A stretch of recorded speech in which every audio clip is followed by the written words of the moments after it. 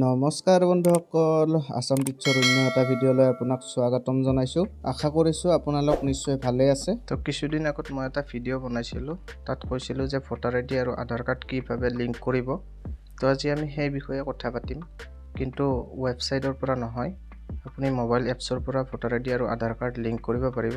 তো ভিডিঅ'টো সম্পূৰ্ণ চাই থাকক, কি এপছেৰে কৰিব, কেনেকৈ কৰিব, গোটেইখিনি দেখাই দি আছোঁ। তো বন্ধুসকল আহকচোন আমি ভিডিঅ'টো আৰম্ভ কৰোঁ। প্ৰথমতে আপুনি আপোনাৰ মোবাইলৰ প্লে ষ্ট'ৰটো অন কৰি লওক। অন কৰি লোৱাৰ পিছত চাৰ্চ বাৰত চাৰ্চ কৰক ভোটাৰ হেল্পলাইন। চাৰ্চ কৰাৰ পিছত আপোনাৰ সন্মুখত এটা পেজ খোল যাব। ইয়াতে দেখিবলৈ পাব আপুনি ইনষ্টল বুলি। মোৰ যিহেতু ইনষ্টল আছে তো মোৰ অপেন বুলি আহিছে। আপুনিও ইনষ্টল কৰি ল'ব। ইনষ্টল কৰি অপেন কৰি দিব।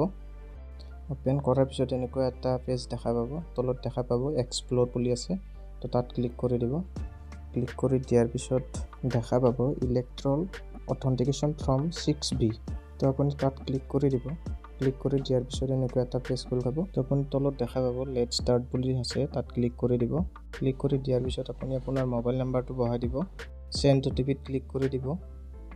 আপোনাৰ মোবাইলত এটা OTP আহিব, সেই OTP-টো আপুনি ইয়াতে বহাই দিব। বহাই দিয়াৰ পিছত আপুনি ভেৰিফাই কৰি দিব। ভেৰিফাই কৰাৰ পিছত বেলেগ এটা পেজ দেখা পাব। ইয়াতে দেখিব য়েছ আই হেভ ভোটাৰ আইডি নাম্বাৰ, তো তাত ক্লিক কৰি দিব। ক্লিক কৰাৰ পিছত আপুনি আপোনাৰ ভোটাৰ আইডি নাম্বাৰটো মাৰি দিব। মই মোৰ ভোটাৰ আইডি নাম্বাৰটো মাৰি দি আছোঁ। ভোটাৰ আইডি নাম্বাৰটো মাৰা হোৱাৰ পিছত তলত দেখা পাব চিলেক্ট ষ্টেট বুলি আছে, তাত ক্লিক কৰি দিব। আপুনি ষ্টেটটো চিলেক্ট কৰি ল'ব আৰু ফেচ ডিটেইলছত ক্লিক কৰি দিব। ক্লিক কৰাৰ পিছত তলত দেখা পাব প্ৰচেড বুলি আছে, তাত ক্লিক কৰি দিব। তাৰপিছত আপোনাৰ সন্মুখত আপোনাৰ ডিটেইলছখিনি দেখাই দিব। তো এতিয়া আপুনি তলত দেখা পাব নেক্সট বুলি আছে, নেক্সটত ক্লিক কৰি দিব। তো নেক্সটত ক্লিক কৰাৰ পিছত বেলেগ এটা পেজ দেখা পাব। ইয়াতে আপুনি অলপ স্ক্ৰল ডাউন কৰিব। স্ক্ৰল ডাউন কৰি দেখা পাব আধাৰ ডিটেইলছ, তো ইয়াতে আপুনি আপোনাৰ আধাৰ নাম্বাৰটো মাৰি দিব। মই মোৰ আধাৰ নাম্বাৰটো মাৰি দিছোঁ।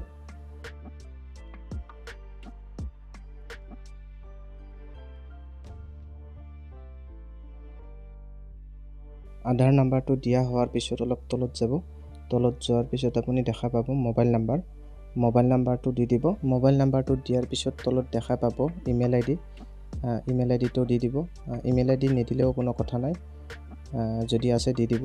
তাৰপিছত আপুনি দেখা পাব প্লেচ অফ এপ্লিকেশ্যন, আপুনি ক'ৰ পৰা এপ্লিকেশ্যনখন কৰি আছে সেইটো দি দিব।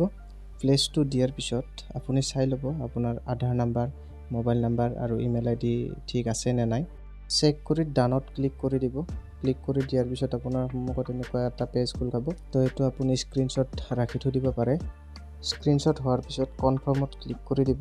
ক্লিক কৰাৰ পিছত এনেকুৱা এটা ইণ্টাৰফেচ দেখা পাব।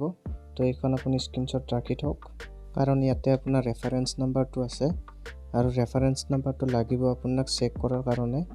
আপোনাৰ আধাৰ কাৰ্ডখন আৰু ভোটাৰ আইডিখন লিংক হৈছে নে নাই সেইটো চাব পাৰিব।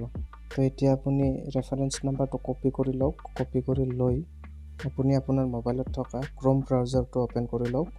অ'পেন কৰি লৈ ইয়াতে চাৰ্চ কৰক আপুনি nvsp.in। তো চাৰ্চ কৰাৰ পিছত এটা পেজ দেখা পাব। ইয়াতে আপুনি স্ক্ৰল ডাউন কৰিব। স্ক্ৰল ডাউন কৰি তলত একেবাৰে দেখা পাব ট্ৰেক এপ্লিকেশ্যন ষ্টেটাছ, তো আপুনি তাত ক্লিক কৰি দিয়ক। ক্লিক কৰি দিয়াৰ পিছত আপোনাৰ সন্মুখত বেলেগ এটা পেজ খোল খাব। ইয়াতে দেখা পাব এণ্টাৰ ৰেফাৰেঞ্চ আইডি, তো আপুনি অলপ আগতে কপি কৰা ৰেফাৰেঞ্চ আইডিটো পেষ্ট কৰি দিয়ক আৰু তলত দেখা পোৱা ট্ৰেক ষ্টেটাছত ক্লিক কৰি দিয়ক। তো ইয়াতে আপুনি আপোনাৰ এপ্লিকেশ্যনখন ছাবমিট হোৱাটো গম পাব আৰু একচেপ্ট হোৱাটো গম পাব। এতিয়া এইখন এপ্লিকেশ্যন ছাবমিট হৈছে, কিন্তু এতিয়ালৈকে একচেপ্ট হোৱা নাই। মাজে সময়ে চেক কৰি থাকক, একচেপ্ট হোৱাটো গম পাই যাব। তো বন্ধুসকল আজিলৈ এইখিনিয়ে আছিল। যদি ভিডিঅ'টো চাই ভাল পালে লাইক, কমেণ্ট, শ্বেয়াৰ লগতে ছাবস্ক্ৰাইব কৰি দিব। ধন্যবাদ। জয় আই অসম।